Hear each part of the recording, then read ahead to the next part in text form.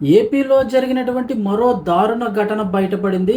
రీసెంట్‌గా అయితే గనక రాజమండ్రి ఘటన ఇంకా మర్చిపోకముందే ఆ మెడికో విద్యార్థి ప్రియాంక మరణించిన ఘటన జరుగుతూ ఉండగానే ఏపీలో మరో దారుణ ఘటన బయటపడింది. పల్నాడులో చోటు చేసుకున్న ఈ ఘోర విషాదం ఏంటి అనేది ఒకసారి తెలుసుకుందాము.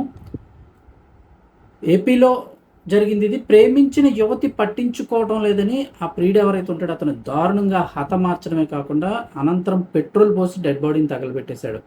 ఈ ఘటన పల్నాడు జిల్లాలో జరిగింది.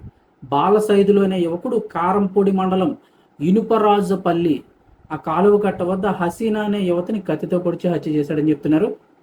అనంతరం ఆధారాలు దొరకకుండా ఉండేందుకు డెడ్ బాడీని పెట్రోల్ పోసి తగలబెట్టేశాడు. హసీనా కనిపించకపోవడంతో కుటుంబ సభ్యులు పోలీసులకు ఫిర్యాదు చేయగా వారు మిస్సింగ్ కేసు నమోదు చేసి గాలింపు చర్యలు చేపట్టారు. దర్యాప్తులో భాగంగా ఇనుపరాజుపల్లి కాలువగట్టు దగ్గర సగం కాలిన మృతదేహాన్ని గుర్తించారు. కేసును విచారిస్తున్న సమయంలో బాలసైదులు తానే యువతిని హత్య చేసినట్లు నేరాన్ని అంగీకరించాడు.